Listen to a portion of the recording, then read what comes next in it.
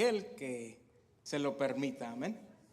Nehemías capítulo 10, versículo 37, solo voy a leer algunos versículos y voy a empezar donde quiero terminar. Voy a hacer hincapié solo en una frase, la última, así que mi oración es que nadie se distraiga. Señor, te pedimos que abras nuestra mente, nuestro corazón, nuestro entendimiento, que quites distracciones y Señor, que tu palabra el día de hoy nos edifique y nos fortalezca en el nombre de Jesús. Y todos dicen amén. Dice: además llevaremos a los almacenes de la casa de nuestro Dios, a los sacerdotes, lo primero de nuestra harina molida, de nuestras ofrendas de grano y del fruto de todos nuestros árboles, y de nuestro vino y aceite de oliva, y llevaremos un diezmo de nuestras cosechas a los levitas, porque son los levitas quienes recogen los diezmos en todos los pueblos donde trabajamos.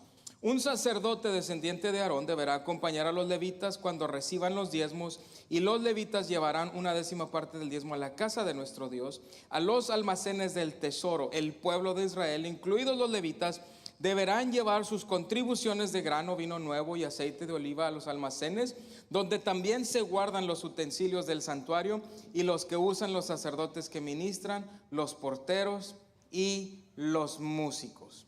Ahora, este es ellos están reiniciando o volviendo al compromiso inicial a honrar a Dios con sus vidas, con todo lo que tienen, a darle el diezmo, a darle honra, a servirle. Y la última frase es mi preferida. Dice: no descuidaremos la casa de nuestro Dios. No descuidaremos la casa de nuestro Dios. No sé si alguna vez has terminado algún proyecto, un proyecto grande, para solo darte cuenta que al terminarlo los retos no se terminan. ¿Sí me entiendes? O tal vez recibiste o pudiste obtener el empleo que tanto buscaste, y al obtenerlo te das cuenta que viene con más responsabilidades, más problemas, ¿verdad? Tal vez superaste alguna adicción, un mal hábito, solo para darte cuenta que la tentación sigue tocando a tu puerta. Tal vez oraste por aquel hijo o hija solo para darte cuenta que el primer mes no vas a dormir. Los retos pareciera que no se acaban en la vida, amén. Empiezas algo y lo terminas y parece que no se termina. Es como cuando remodelas una casa y pintas una pared y te das cuenta que tendrás que pintar la que sigue, y terminas el cuarto y dices: se me hace que al otro cuarto también le hace falta, y terminas el otro. ¿Me entiendes? Es como la historia del nunca acabar. La historia de Nehemías nos muestra muy claramente que la ayuda milagrosa de Dios, porque es Dios quien hizo que Nehemías y todo el pueblo pudieran reedificar los muros, que esa ayuda milagrosa no le pone fin a la batalla, no le pone un fin a la oposición. Es decir, en este lado de la eternidad siempre tendremos que estar luchando contra aquel que está tratando de derribarnos. Lo que la ayuda milagrosa de Dios hace en la vida del creyente no es eliminar las batallas, sino equiparnos para la lucha continua que tenemos que enfrentar en este mundo. La historia de Nehemías comienza, por si no has seguido toda la serie, con un informe negativo. A Nehemías se le informa que los muros están en ruinas, que hay que reconstruir. Nehemías ora, clama al Señor, y el favor de Dios viene a su vida. Y ese clamor y ese fervor en su oración hace que Dios responda, y Dios le da favor a Nehemías con autoridades, con gente de influencia, con gente de recursos, y esa respuesta milagrosa de Dios, sin embargo, no elimina los desafíos. Uno creería que al Dios contestar, a uno ya no le toca hacer nada porque Dios lo hace todo, pero no es así. Dios nos llama, Dios nos capacita, Dios nos empodera, el Espíritu de Dios vive en nosotros y Él provee, pero luego nos envía a este mundo a pelear, a luchar la buena batalla. En el capítulo 5 encontramos algunos de los nobles de la misma gente de Israel aprovechándose de los pobres, de los que trabajaban, y Nehemías tiene que lidiar con ellos porque ellos están abusando de las circunstancias.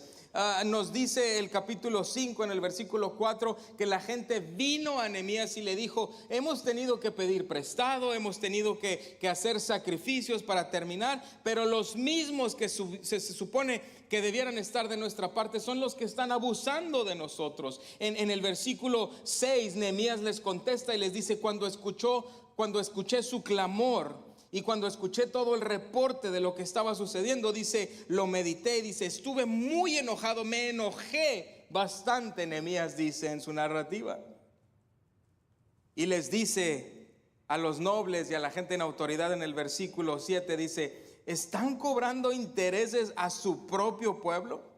Así que Nehemías convoca una gran reunión y les dice: hasta donde ha sido posible hemos rescatado a nuestros hermanos judíos que fueron vendidos a los gentiles, y ahora ustedes están vendiendo a su propia gente solo para que tengamos que volver a comprarlos. Y todos se quedaron callados. Nehemías los pone en su lugar, y de alguna u otra manera Nehemías puede seguir liderando al pueblo a que se unan y a que terminen de reconstruir los muros. Ahora, cuando terminan los muros, si no se ha dado cuenta, esta es la temática de hoy. Cuando terminan los muros, la oposición continúa. Cubrimos la oposición inicial hace unas semanas, pero creo que es importante notar que en el capítulo 6 el muro ya está completo, se terminó la misión, llegamos a donde queríamos llegar, y la oposición no vino solo mientras estaban tratando de reconstruir, sino incluso después de que habían terminado la construcción. Lo que trato de decirte es que muchas veces pensamos que la lucha es solo durante el proceso a llegar a algo que queremos lograr, pero al enemigo no solo le encanta desanimarte que hagas algo, también le encanta derribar lo que has construido. Es por eso que solteros deben cuidar su cuerpo como templo de Dios, pero como casados tenemos que cubrir también la santidad del matrimonio. Como iglesia, por ejemplo, yo les decía, hay gente en esta congregación que ha estado aquí antes de que este edificio estuviera construido. Y yo sé lo que es a veces pasar por esa experiencia de vamos a levantar un edificio y cuando lo tengamos se acaban los problemas. No, vienen más. Porque al enemigo no solo le gusta desanimarte de que hagas algo de importancia para la gloria de Dios, le gusta derribar aquello que honra a Dios. Entonces, como iglesia siempre estaremos bajo ataque del enemigo. Dice Pablo en 1 Corintios 10, el que crea que esté firme, que mire que no caiga. Es decir, nunca llegas a un lugar donde ya nadie te puede tocar. No, hay que tener cuidado, hay que tener disciplina, hay que ser audaz, hay que buscar a Dios, hay que seguir equipándose mientras estemos en este lado de la eternidad. Nuestra copa a veces se sentirá medio llena y a veces medio vacía. ¿Sabe a lo que me refiero? ¿Cuántos entienden ese concepto de la copa medio vacía? ¿Cuántos tienden a ver las cosas más medio vacías? Son medio negativos. A ver, levanten la mano los negativos. ¿Cuántos tienden a ver las cosas medio llenas? El vaso está a la mitad igual, pero se ve medio lleno. Son como gente de esperanza. Bien, ahora fíjese, unos no quisieron levantar la mano. Le garantizo que en esta todos la van a levantar. ¿Cuántos se han sentido de las dos maneras de un día a otro? ¿Verdad? A veces no cambia nada en tu vida, todo está igual, tienes los mismos problemas, las mismas deudas, la misma hambre, las mismas ganas de bajar de peso. No, ¿verdad? Me confundí. Pero un día te sientes bien animado y al día siguiente, aunque nada cambie, estás bien desanimado.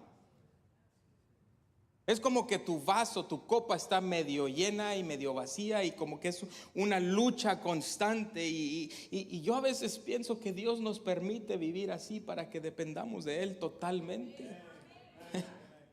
para que cuando estemos medio vacíos clamemos a Él, para que cuando nos sintamos más que llenos sepamos que es por Él y para Él. Así que Nehemías lleva a la gente a terminar el muro. En 52 días lo terminan, y hay mucho que decir acerca de la oposición que enfrentó después de completar el muro. Los que estaban en autoridad trataron de intimidarlo, de comprarlo, de corromper su carácter, de darle un mal nombre entre los demás, pero Nehemías era un hombre de carácter. Aquellos con autoridad sobre él lo conocían. Él había hecho todo de acuerdo a las instrucciones de Dios, con el favor de Dios. Nehemías estaba cerca del corazón de Dios, y esa cercanía con Dios le daba la confianza para seguir la dirección que Dios le decía que siguiera. A lo largo del capítulo 6, Nehemías es tentado a jugar con las reglas de sus enemigos. Y tal vez Nehemías pudo haber salido con la suya, pudo haber hecho tal vez un dinero extra, a él le pudo haber importado un comino lo que Dios quería y hacer algo que le beneficiara a él. Y es que a veces como humanos somos engañados por las tácticas del enemigo, y a veces jugamos de acuerdo a sus reglas y decimos cosas como, bueno, todo mundo lo hace. Yo sé que Dios dice, pero... Y eso sucede no solo mientras construyes algo, sino aún después de que está terminado. Creo que en este espacio estoy hablando específicamente de la tentación al pecado. La tentación toca nuestra puerta mientras construimos e incluso después de haber construido algo. Por eso es que debemos de vivir por fe y no por vista, guiados por su palabra y no por el sistema de este mundo. La tentación aflige tanto a aquellos que todavía están en el proceso de alcanzar sus metas, como a aquellos que han llegado a tener éxito, si se pudiera decir así. Mire, le doy un ejemplo. La tentación sexual prevalece en nuestro mundo y prevalecerá por siempre. Si no, recuerde, David, ¿de dónde flaqueó? Sansón. Y así le puedo dar la lista, y siguen sucediendo esas cosas. Y a veces, por usarlo de ejemplo, las personas solteras a menudo piensan que luchan con la tentación y creen, bueno, tal vez el matrimonio será la cura a esta tentación, solo para descubrir que la tentación es una compañía constante, independientemente del estado civil. Es decir, la búsqueda de la santidad es algo constante, estés construyendo algo o hayas construido algo. Para darte otro ejemplo, porque como que ese todo mundo se intimida y se hace como que sordo. La tentación de los jóvenes empresarios, por ejemplo, a hacer movimientos deshonestos, tal vez trampa en los impuestos o una operación bajo la mesa donde nadie lo note para ganar un poco más. Esos movimientos para avanzar reflejan la tendencia de personas de negocios que quieren que sean exitosos, y a veces pensamos o escuchamos a gente decir, no, pero cuando haga cierta cantidad de dinero todo lo voy a hacer bien, para darnos cuenta que ese no es el caso, porque cuántas veces se ha encontrado que gente que tiene más que suficiente hace operaciones deshonestas. Nehemías se aferra a la promesa y a la fidelidad de Dios y a la provisión de Dios, y mientras lees esto y ves los repetidos intentos de desacreditar e intimidar a Nehemías y perturbar el proyecto que Nehemías estaba llevando a cabo, algo que permanece como una constante no es tanto la fidelidad de Nehemías, sino la fidelidad y la bondad de Dios. Porque Dios es un Dios fiel, y Dios se mantuvo fiel, y Dios se mantiene fiel, y Dios será siempre fiel. Nehemías nunca perdió esto de vista. Ahora pronto sus enemigos verían que Dios es fiel. Fíjate, Nehemías 6:16 dice: cuando todos nuestros enemigos se enteraron de esto, todas las naciones a nuestro alrededor tuvieron miedo, Perdieron su confianza en sí mismas porque se dieron cuenta de que esta obra se había realizado con la ayuda de Dios. Yo no sé tú, pero yo quiero vivir una vida donde se note que no es por mí, sino que es por la gracia de Dios. Queremos ser una iglesia donde se note que lo que hacemos no es porque somos buenos, inteligentes, buenas personas, sino porque Dios es bueno, fiel, siempre bondadoso. Es la fidelidad de Dios. Escúchame, es la fidelidad de Dios a su promesa lo que sostiene a la comunidad. Y será la fidelidad de Dios lo que seguirá sosteniendo a esta comunidad, a esta iglesia. Porque errores se han cometido. Y tal vez seguirán sucediendo. Por eso es que su vista no debe estar ni en mí ni en el liderazgo, aunque apreciamos sus oraciones y su apoyo. Y claro que queremos trabajar juntos, pero últimamente nuestra confianza está en Dios. Porque aunque yo muera mañana, aunque usted muera mañana, la iglesia se sostiene por la gracia de Dios. Porque Jesús es el que dijo: yo edificaré mi iglesia. Amén. Amén. Entonces es la fidelidad de Dios lo que sostiene a esta comunidad. La fuerza y la seguridad no se encuentra en las fortificaciones de los muros o el poder militar, sino solamente y absolutamente solo en las manos de Dios. En el capítulo 7 viene una lista extensa de aquellos que regresaron del exilio. Y el capítulo 7, del 7 hasta el 10, ha sido algo controversial en el sentido de que pareciera no encajar con la narrativa del texto. Pero antes de que le diga por qué ha sido controversial, a mí me llama la atención el detalle en los nombres, el detalle en quién era y de quién. Y usted, si es algo parecido a mí, cuando lo lee, tal vez se brincó todo eso. Porque son muchos nombres y números. Pero tal vez, y esto es solo mi perspectiva, tal vez es un recordatorio de que Dios te conoce por nombre.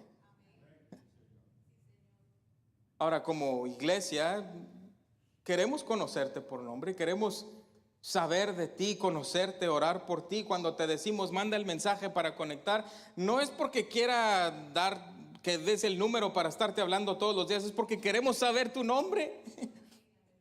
Es porque queremos todos ser parte de un cuerpo y conocernos los unos a los otros.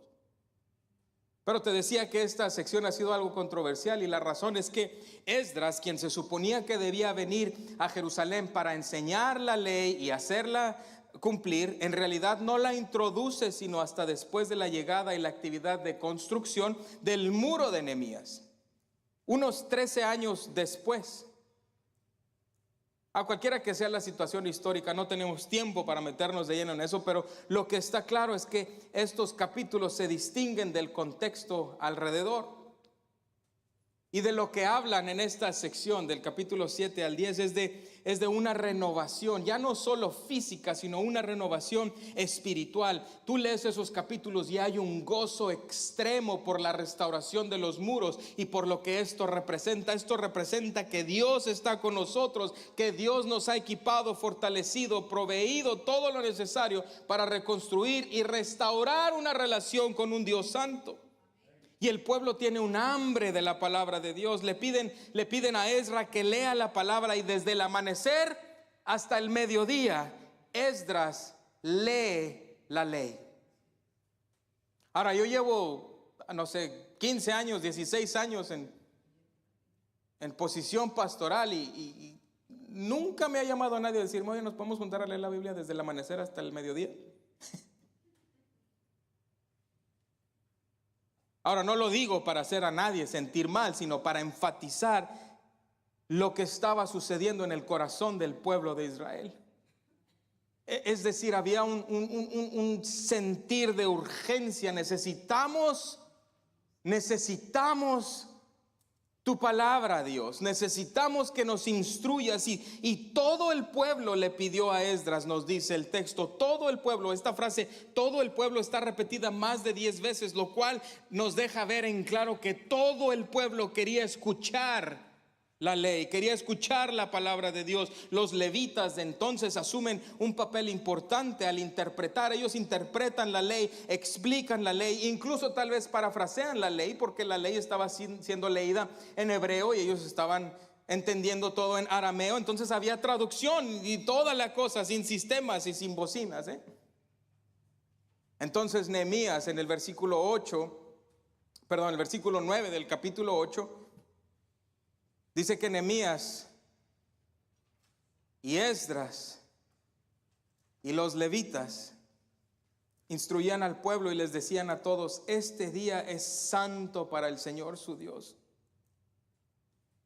Y fíjese lo que le decían al pueblo. Le decían: no lloren, no se lamenten y lloren.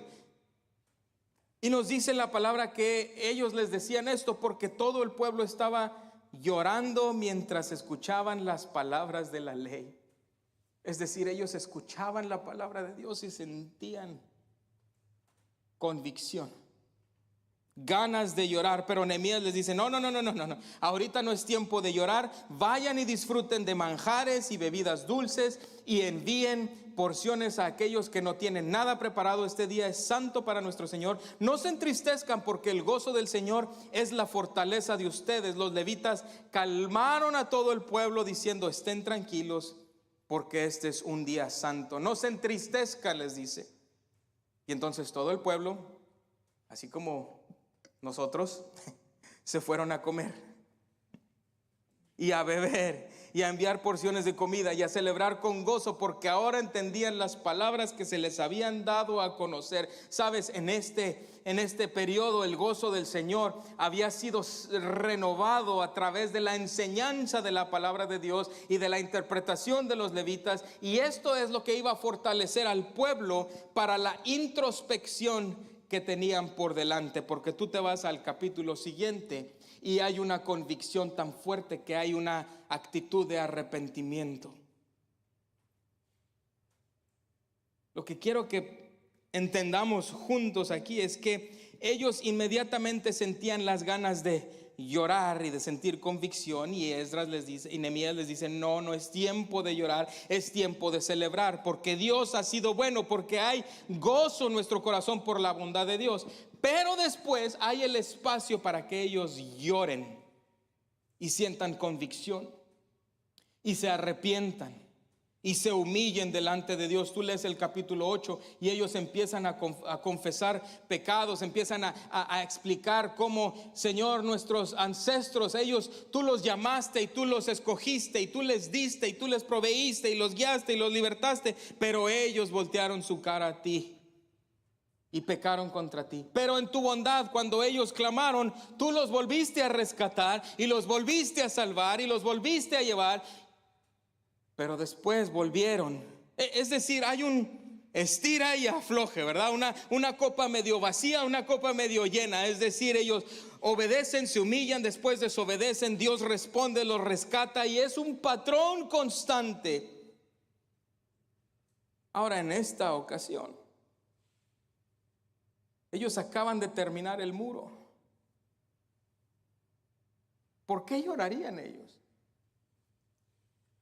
Porque se dan cuenta que necesitan a Dios. Sabes, la palabra de Dios sí es para que nos levante, sí es para que nos anime, sí es para que nos fortalezca, pero la palabra de Dios también es para revelar cosas dentro de nosotros que puede que necesiten cambiar. Porque a veces hay orgullo, hay rencor, hay falta de perdón, hay avaricia, hay lujuria. Necesitamos la palabra de Dios para que nos purifique y para que nos limpie. Entonces, esta realización de la bondad de Dios los deja satisfechos, porque ahora ven que necesitan a Dios. Pasan por arrepentimiento, como dije, reconocen sus errores. Y no solo reconocen sus errores, sino que responden. Ellos responden, y aquí es donde nos encontramos completamente identificados con la realidad de nuestra condición humana, porque muchas veces nos gusta decir cosas como, bueno, yo no hago mucho, no doy mucho, no, la verdad, pero Dios conoce mi corazón. Sí conoce tu corazón, pero Él no te ha llamado a solo amarlo de corazón, te ha llamado a amarlo con todas tus fuerzas.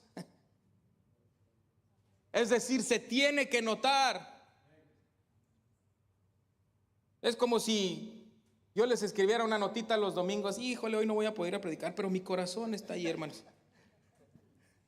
O Walter que me mandara, híjole, pastor, hoy no voy a cantar, pero mi corazón está ahí. Pues sí, pero tu corazón, mi corazón, pues no. O hable al trabajo el lunes y dígales, hoy no voy a ir a trabajar, pero mi corazón está ahí. Y le van a decir, pues su cheque no está listo, pero de corazón sí está ahí, ¿verdad? Ya me confundí, ya no sé ni dónde voy. Pero mi corazón sí. No sé qué.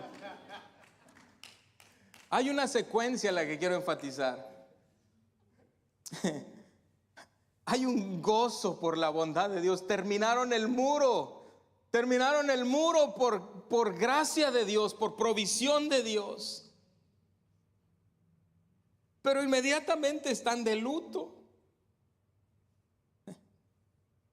Están consternados por sus pecados y a veces esto choca con nuestra manera de pensar, pero en realidad tiene un precedente litúrgico en fiestas y festividades que se le llamaban del séptimo mes. ¿Sabe? Había una festividad, era la inauguración del Año Nuevo, seguida por una fiesta llamada Yom Kippur, y en su énfasis en el arrepentimiento, y concluye con la celebración de los tabernáculos. Es decir, había 3 festividades: gozo, consternación, gozo. En la práctica de la iglesia cristiana moderna pudiera parecerse, es muy similar a la Navidad. ¿Y cuál es la siguiente festividad después de la Navidad?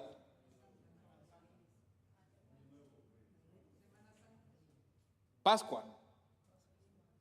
La resurrección, es el nacimiento de Jesús y la resurrección. Pero a veces nos brincamos esos 40 días de ayuno y oración, donde debiera ser una temporada de arrepentimiento y de meditación en la palabra, de ayuno, de búsqueda íntima de Dios, donde le decimos, Señor, vacíame, quiero morir, quiero prepararme para morir contigo y poder resucitar contigo cuando celebramos ese domingo de resurrección.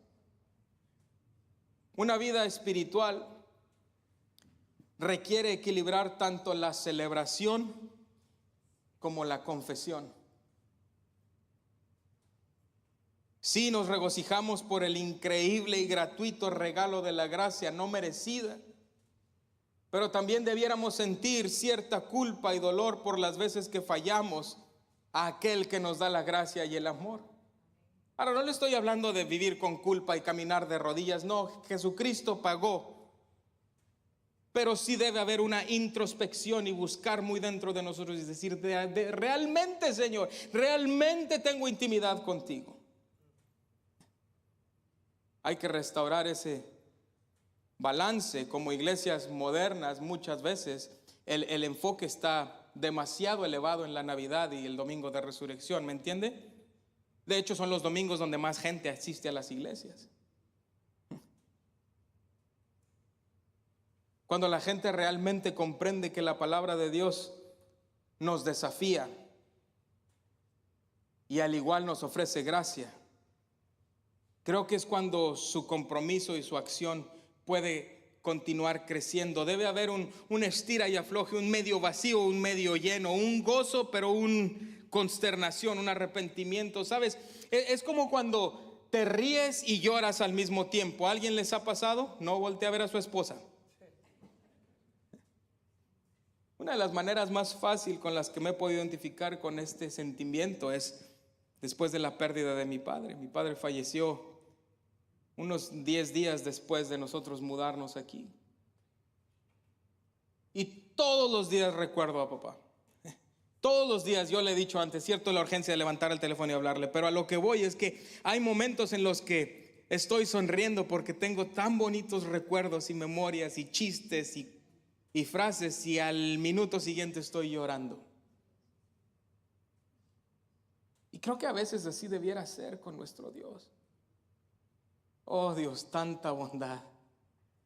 Veo tu bondad en mi familia, en mi iglesia, veo tu bondad en la naturaleza, veo tu bondad al voltear al cielo, veo tu bondad en que nunca me has dejado, nunca me has desamparado, pero al mismo tiempo, Señor, oh Dios, perdóname, porque a veces te volteo la espalda.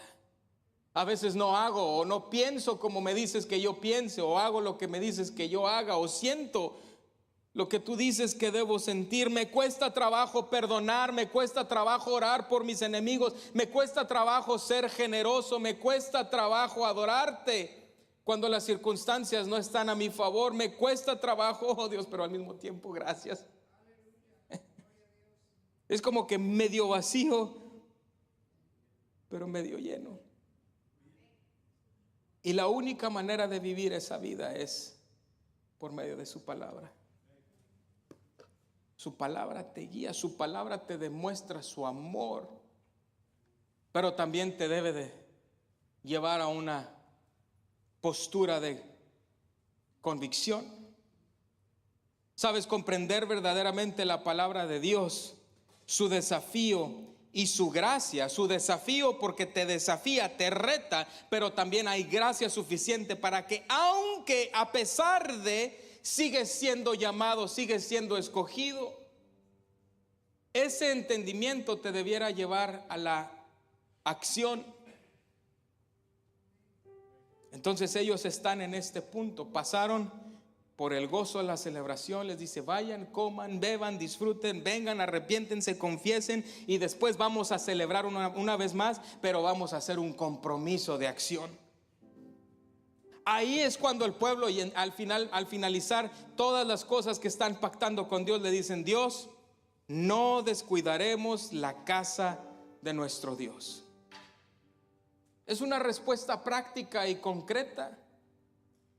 No es nada más que mantendremos en nuestro corazón. No, se va a ver nuestro compromiso, se va a notar nuestro compromiso. ¿Cómo? No vamos a descuidar tu casa, Dios. Vamos a seguir edificando tu casa, Dios. Y hacen un voto de apoyar a los levitas y al personal del templo, asegurando la salud espiritual continua de la humanidad. ¿Sabes? Este mundo necesita a Dios. Y Jesús, por alguna razón, Dios en su soberanía, por alguna razón, Él decidió que la manera en que el mundo vería a Dios es a través de la iglesia. Te lo he dicho antes, no hay plan B. Jesús dijo: yo edificaré mi iglesia. Jesús vuelve. Cuando Él vuelve, ¿por quién vuelve? ¿Por individuos? No, Él dice: Él viene por una iglesia pura y sin mancha, sin arrugas. Ponte de pie conmigo. Esta acción sostenida es la prueba máxima de su fe renovada. ¿Quieres fortalecer tu fe? Aférrate a la iglesia. Sé vulnerable en la iglesia, con la iglesia. Ora por la iglesia. Apoya a la iglesia. No como institución, sino como la esposa de Cristo que somos. Amén. Señor, te pedimos que esta mañana, al reconocer tu bondad, tu gracia, Señor, y tu misericordia, también seamos lo suficientemente valientes para reconocer nuestras faltas. Señor, hay corazones dañados, Señor, hay emociones dañadas. Sánanos, Señor. Renueva, Señor, nuestro espíritu por medio de tu palabra. Dios, te pedimos que sigas ayudándonos a edificar tu iglesia, empoderados por tu espíritu, en el nombre de Jesús.